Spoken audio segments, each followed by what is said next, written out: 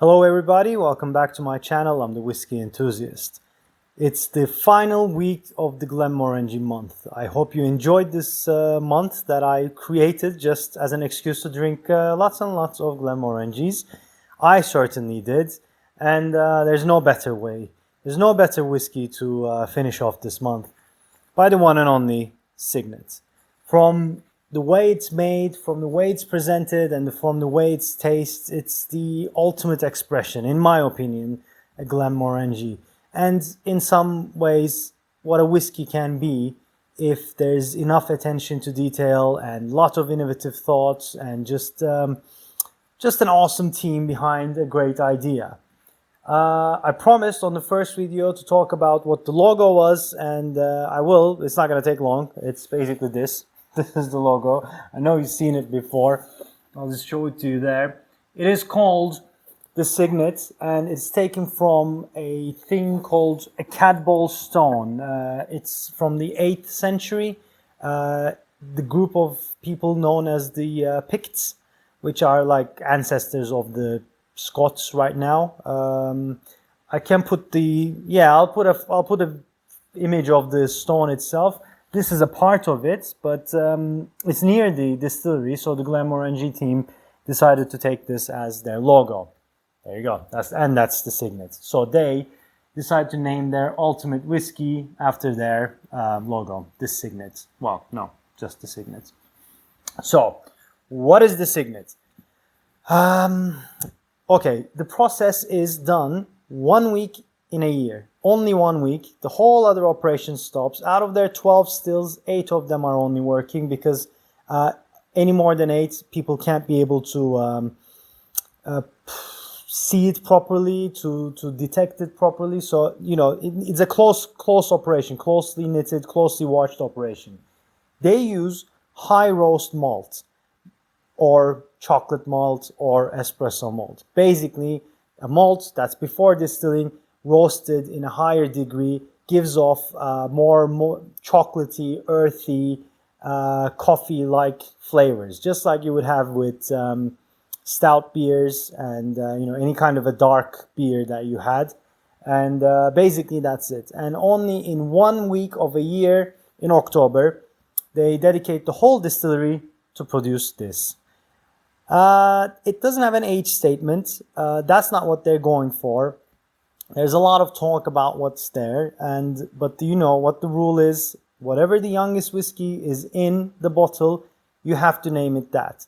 You can't have a 60-year-old whiskey in a bottle and a 12-year-old whiskey and name it 60. It has to be 12. The youngest is the age stated part. Youngest decides the statement, basically.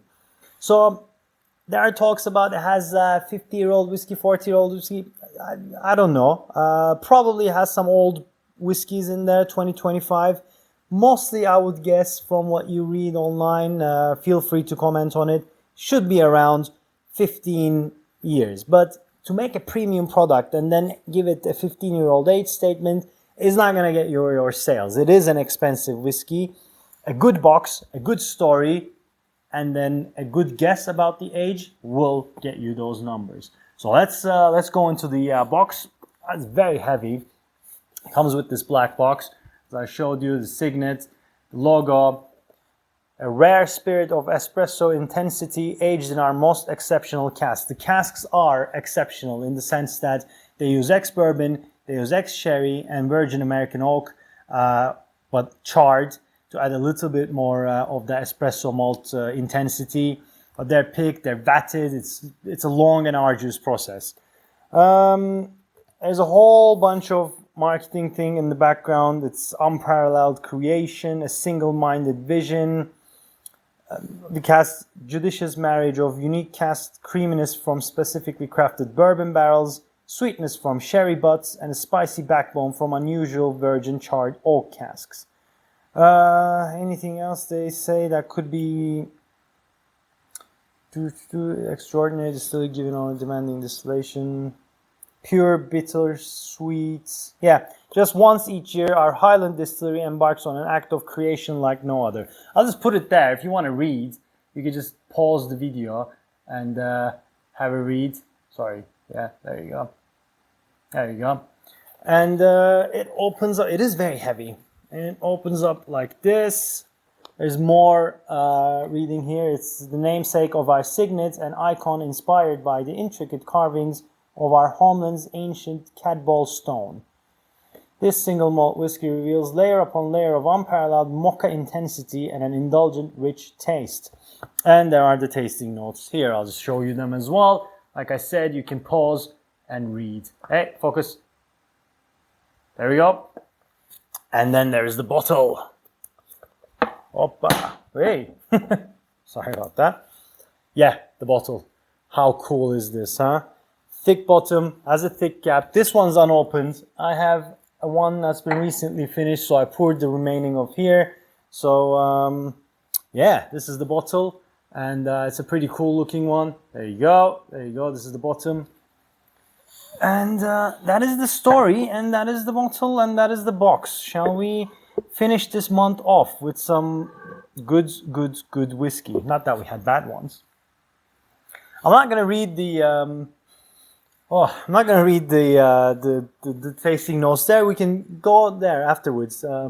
But it's bottled at 46% ABV, non-chill filtered, no coloring added. So proper premium products. Like everything is craft, everything from the distilling to the barrel select to the bottling. It's a craft whiskey, and we're here to enjoy it. So, color is natural. Let's dive on to the nose, shall we? Okay. On the nose, I don't know if I'm inspired now because of what I just read, but bourbon is coming through. The sweetness of the bourbon, the caramel. And then there's a bit of a spiciness. I would have guessed it if I didn't read. I would have guessed it's the oak spice, but new charred oak, virgin oak, that would also give it. But there's also a banana note there, which would come from the charred virgin oak. Caramel, vanilla, coffee. All right, okay. Almond milk latte.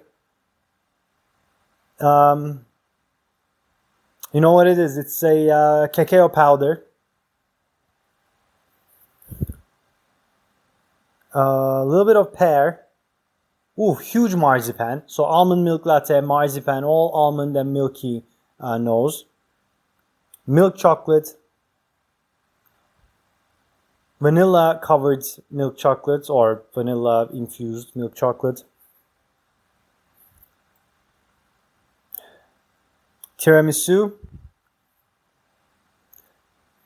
Now the tiramisu's sponge that's been soaked in alcohol, brandy. So basically brandy and coffee. Yeah, coffee liqueur.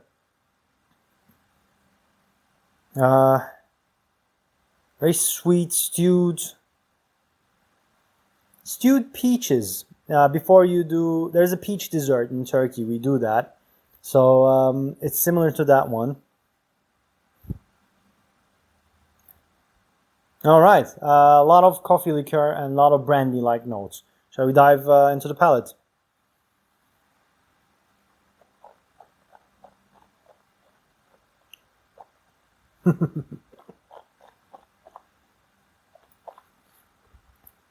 Oh my. Oh, it's gorgeous. You can't see the bottle. Whoa, it's good. It's spicy. It is exactly like, there's two things that stand out. One of them, if you ever had a cappuccino, oh, that finish. If you ever had a cappuccino where they put the cacao powder on top of it, and then you smell it and you have a little bit of with your spoon, the cream, the foam, the cacao powder, that and tiramisu. It is like drinking the essence of a tiramisu. It's so delicious. It's sweet, it's bitter, it is spicy, it is cacao-like, it is coffee-like, it is chewy, it is oily, there's milk, There's chocolate, milk chocolate, dark chocolate, espresso, americano, almond milk latte, like all sorts of coffee notes.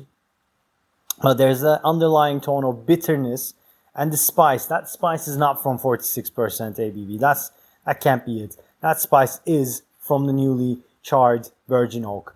And it gives it a nice bite. It's not sickly sweet. I don't like sweet whiskeys. This is just perfectly balanced, really well made.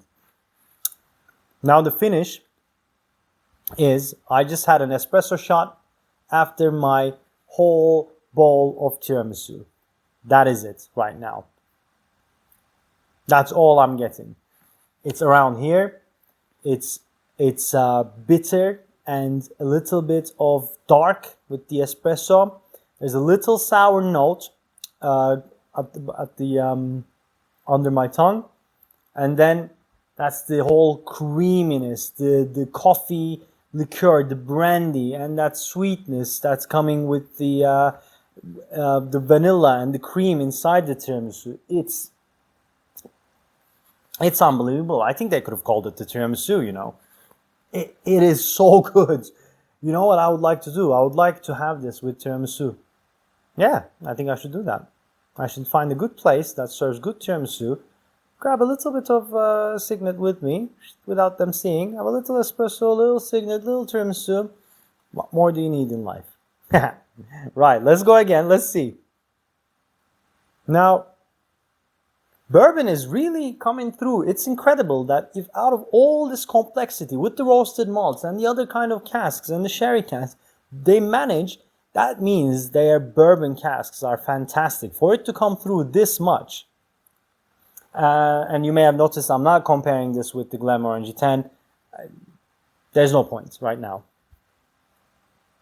Yeah. Bourbon coffee, anything I can add is different layers of sweetness, chocolate gelato, stracciatella gelato, you know, the one with the vanilla and chocolate pieces. But it's going around the same theme of being chocolatey, vanilla, sweet, and caramel and coffee.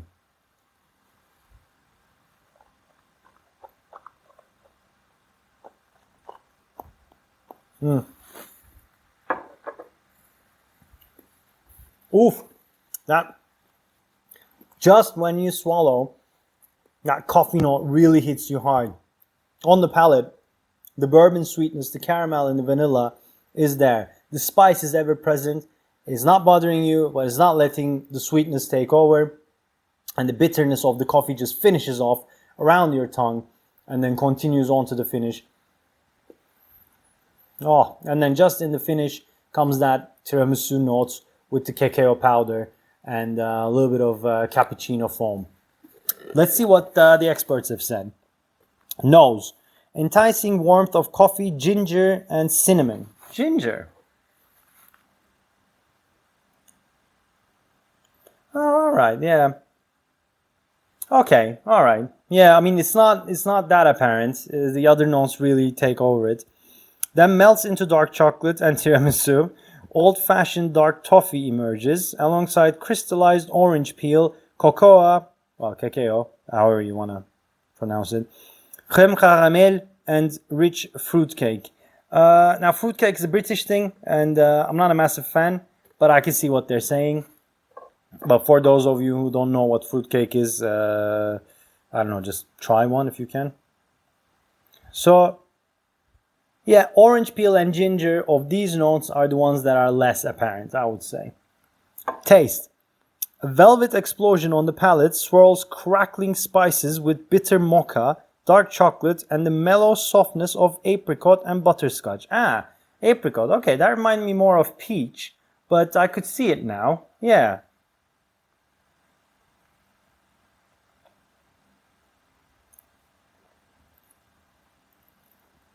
Okay, yeah, maybe a really soft and about to go bad apricot that's closer to peach. Everyone's taste buds are different. And then a surge of toasted hazelnuts and almonds, paired with praline, vanilla, orange zest. Okay, all right. I'm doing all right with the tasting notes. I think they're, on par a little bit. And the finish, an incredible complexity of mocha and spice heralds creamy cappuccino notes and hints of amaretto, coffee liqueur, right? Before a finale of chocolate-coated raisins and bittersweet orange. Okay, all right. I think I did all right. But yeah, basically, it's those notes of indulgent, strong, big flavors. It's incredible. Guys, I'm going to recommend this 3 Glencairns, but I know it's really expensive. So because of the price, if you can justify it, if it's all right with you, you don't have any issues, 3 Glencairns, no questions asked. But if you're on a tight budget, which let's face it, whiskey is an expensive hobby. It doesn't have to be if you just have friends who give you samples. So do seek out whiskey groups, sample groups. That's a big, big, big part of this journey. Really helps you shape your palate and really helps you shape your budget.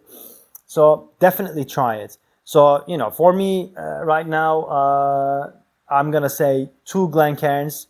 That's going to be my official review, but not because of the taste. Taste gets 5 Glencairns, but 2 Glencairns because of its price. Try it. I'm pretty sure you're going to love it. And then you're going to, I think, want to get it.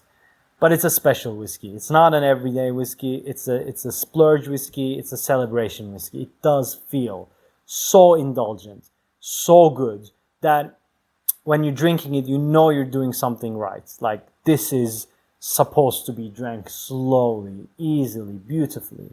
It's that kind of a whiskey. Guys, that's it from me. That's it from the Glenmorangie Month. I hope you enjoyed it. I loved it. I know it took 5 weeks, not 4. That's a calculation error on my part. I just thought the month would last 4 weeks, not September due to my Friday things. Anyway, but I hope you enjoyed last week's bonus whiskey, mystery whiskey. So, yeah, I mean, if you haven't watched that, go back and see if you can dissect what it is. But thank you. Thank you for joining me. If you like this video, please hit that like button. And if you haven't already, please subscribe to my channel. And let me know. Let me know, have you tried this? What are your thoughts on it? I would love to hear. I would love to discuss things with you. It's nice. It's nice when I read a comment and asking questions and we're going back and forth. And yeah, man, thank you. Thank you very much. And I'll see you on the next one. Cheers.